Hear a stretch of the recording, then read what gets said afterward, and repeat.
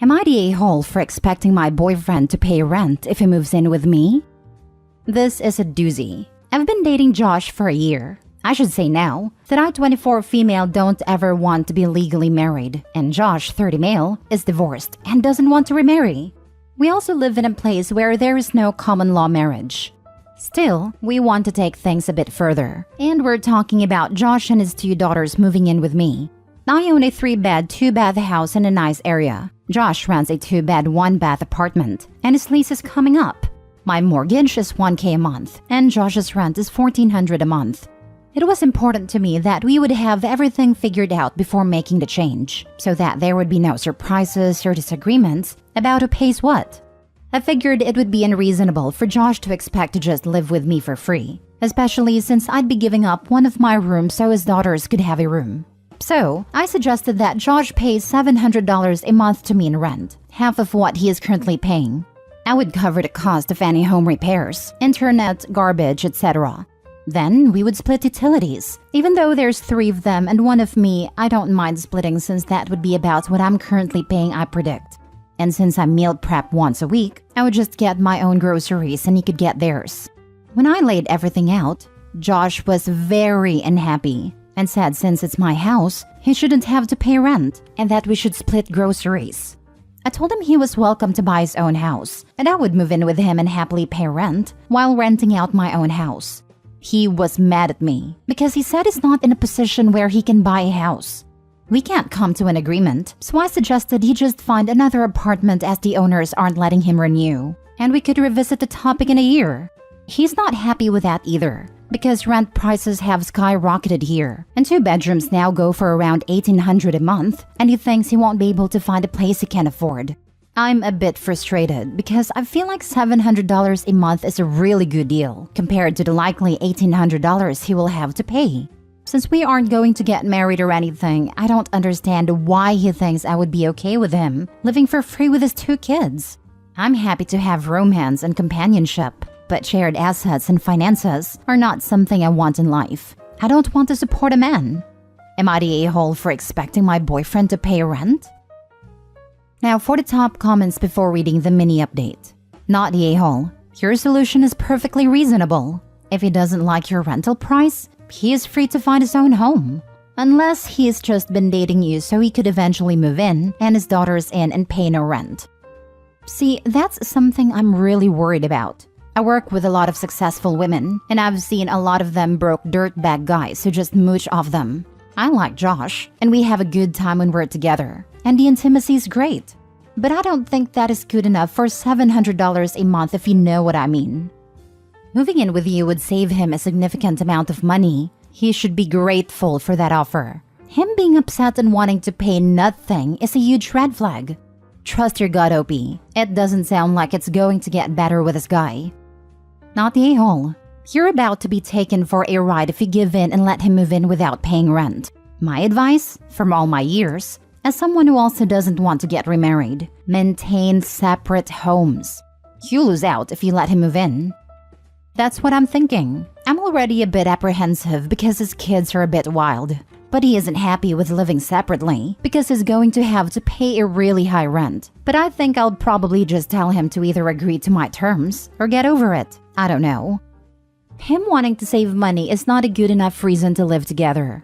Plus, the fact that you and him are already having issues that you're struggling to come to an agreement is probably a sign that you guys aren't compatible to live together. Not the a-hole. And listen to your gut. Well, this is the only real disagreement we've had in the last year. I'm trying to be optimistic and think that maybe he just needed an outside perspective. Now for the mini update. So I showed Josh this post and he thinks you all are wrong. So here's some input from him. Leslie makes $120K a year and I make $30K. I'm living paycheck to paycheck supporting 2 kids with no help from my ex-wife. It's gotten so expensive here that at this rate, I'm not even going to be able to feed my kids soon without going to the food bank. No matter what, they're going to get fed. But it's not fair that she owns a house and can go on vacations or spend $400 a month getting her hair done, when I can't even buy my kids name brand cereal. She shouldn't charge me to live with her because she should understand that I want to be able to spend whatever I can, giving my kids the childhood that they deserve. Not for me, but for them. So thanks Reddit. Oh, you won, and I'm glad I posted here. After a very loud and angry argument with Josh, I broke up with him. Despite pretty much everyone telling him he was wrong, Josh insisted that I should basically support the three of them because it's what would be best for his kids. He doesn't seem to understand that they aren't my kids, and no one is going to want to bankroll the three of them. At least no one with a brain. The point is, I'm young, good-looking, and I own a house. I can do better than a broke single dad who has no education and a crappy job, who thinks it's okay to mooch off me and scream in my face when I tell him no. Hope your next girlfriend is stupid enough to put up with you, Josh. No wonder your ex-wife left. Next story. Am I the a-hole for counting down the days until my daughter turns 18 so I can stop being legally responsible for her? I married my wife about 2 years ago and she has a daughter from a previous relationship. Early on during our dating period, she made it clear that her daughter has a father and she's not looking for another father for her. The ground rules were set by her, which is that I will be an adult figure but not a parental one. I will have no say in how she is to be brought up, and I can't punish her in any way. Considering she was 14 when her mom and I met and 15 when we married, I agreed to her rules. My thinking is that she's already too old for me to make any difference in her life anyway, so I make it an issue. Fast forward a couple of years and my life has been a nightmare. The girl constantly gets into trouble and has been kicked out of several schools. She lived with her father at a time. She had to move in with us so she could attend a new high school in order to graduate. She's been suspended several times at this high school, but it looks like she'll graduate on time. While living with us, she's gotten into 2 car accidents. One was when she was drunk, and we had to remortgage our house to pay her attorney fees and legal bills. The judge dressed us down in court for not being better parents. I'm not a legal expert at all, but for movies and shows, I know that judges can jail you for arguing, so I bit my tongue and took it. It was humiliating. The girl is a couple of months away from being an adult, and this weekend, I was out with the guys and she came up in conversation. I complained about how much money I've spent bailing her out of trouble, and that I can't wait until she turns 18 so she can face her own consequences. Word got back to my wife and she blew her top. I still don't think I said anything wrong, but I'm staying at a motel tonight. I want to be clear, we're not kicking her out, and considering she doesn't work, she'll be living with us for a while. I'm just waiting for the day she's an adult so I won't be yelled at by any more judges. If you're not a parental figure, why are you paying for these things at all? You're a saint for putting up with this. Not a-hole. Mom wants to have her cake and eat it too. Actually, Mom wants to be a terrible mother and wanted to ruin any possible relationship her daughter and her husband could have had. She is the problem, not the daughter. Dude, why are you so worried about being jailed? Trust me, you are already in a prison of your own making, not the a-hole. I'm not sure that's fair. Unless there were a ton of warning signs that he's not mentioning, how was he supposed to know when the girl was 14 that she would end up being so terribly behaved? Because you should date someone for more than a year before getting married, especially when a kid is involved. Not a-hole, but you should probably be rethinking your whole marriage, because this is not going to stop when she turns 18. Yeah, but at 18, she's a legal adult and he can wash his hands off her. His daughter will have to clean up her own messes. He's not legally bound to pay for anything related to the law or damages she may do. No, but his wife is still there and clearly doesn't like that stance. It's not going to be as clear-cut as 18 and cutting the cord. Next story. Am I the a-hole for refusing to pay for my in-laws to come on vacation with me? I have been with my partner for 4 years. He has 2 kids with his ex-wife, while I have none and don't plan to. Our household income is okay, and he earns the majority of it. He earns 65% of the total income. The last 4 years, he has insisted that we pay 50-50 to household bills, despite the fact he earns far more than what I earn, and his kids stay with us regularly. I pay half the rent, bills and grocery, which is expensive for someone on my salary.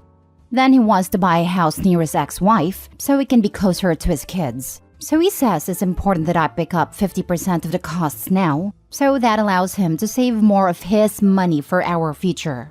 The money he isn't paying into bills, but goes straight into his own savings account, not a joint one. He does not really acknowledge he has underpaid bills the last 4 years. I've calculated he's underpaid between 16,000 to 19,000 pounds. When he first moved in, without his kids, I picked up all the bills. I paid out over 8,000 pounds in rent and bills, while I paid around 1,100 pounds towards food. Not long ago, he asked if I wanted to go away for the following weekend. I said sure, and we talked about where we could go. He then went to visit his parents, and later that evening he messaged me an Airbnb link for a lodge by the beach to visit that weekend. He asked if his family could come, and he said he'd pay more than 50% if I agreed to them coming. I don't have any family, plus his mom and dad have beat cancer recently, so I said yes to his folks and grown-up brother coming, and booked and paid for the Airbnb. A few days ago, he wanted to settle the vacation bill and has offered to pay 60% of the total. I've kicked off stating the obvious. There were 7 people in that lodge, and 6 of them were his family, so my portion of that bill should be 15%. Am I wrong? Now for the comments. Not a-hole, but why are you with this guy? It sounds like you were funding so much of his life and not getting anything out of this relationship other than being so financially weakened. It would be hard for you to leave. Because being alone is lonely. That's what most of these posts boil down to. Am I the a-hole for finally not putting up with this crappy person? OP, ask yourself this question. If the situation were reversed and you made more money than your partner, would you make the same demands that you are letting him make from you? So why are you allowing him to make you struggle and sacrifice when you would never expect the same if the situation were reversed? To answer the post, not the a-hole, and he is 100% the a-hole, because his family may not know what you make, but he does. And he clearly doesn't respect you nor your financial situation in the slightest. Don't accept treatment that you would never expect of others. You deserve an equal partnership with deep respect. You realize he's not going to put your name on that house, right? If that house was really for your future, he would set up a savings account with both of your names on it. He's just using you to pay enough bills that he can save enough for a house, and more than likely, dump you once he's purchased the house. Put your foot down. Tell him the money distribution isn't fair, and you will only pay 35% of the bills, but offer to put that 50% you are saving toward a house and a mutual savings account. And you want your name on the deed as 35% owner. Insist on getting a lawyer and having an agreement drafted. If he refuses, then you have your answer. He's just using you. Also, don't let him gaslight you or persuade you into seeing his side of things. Tell him this isn't anything personal, even if it is. It's just protecting yourself and your future. Again, if he declines or argues, dump him and move on. Last story. Am I the a-hole for letting my daughters share a room even though they don't need to anymore, and despite my ex asking me not to? My ex and I have 2 daughters who are 9 and 10. They're 20 months apart to be specific. They are as close as twins, and they look alike enough that they're mistaken for such sometimes. They get their weekends with me, which until a couple months ago, they had to share a room, because my apartment only had 2 bedrooms. Luckily, my financial situation has improved, and I now have a small house with 3 bedrooms for them. The thing is, they didn't want to have their own rooms. They liked sharing because it's like sleepover every night, and asked me if they could keep sharing.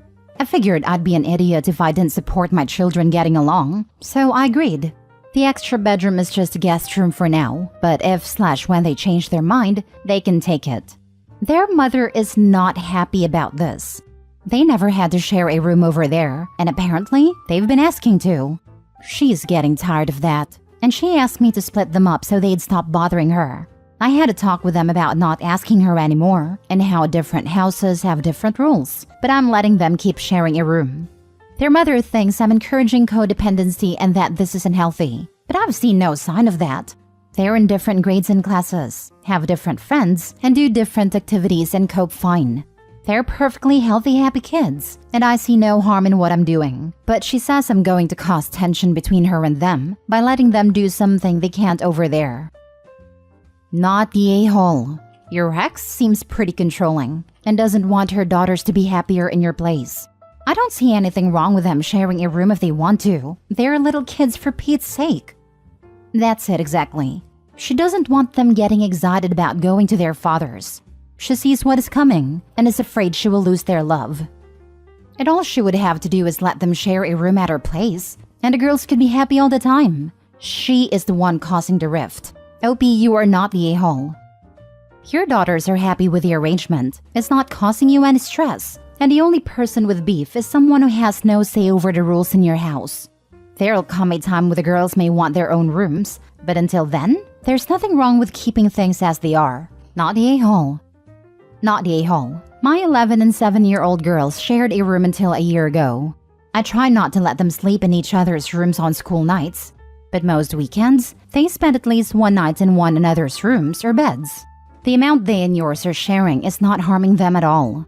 Let them bond. Once they ask for the space in a room, you have it. Good luck.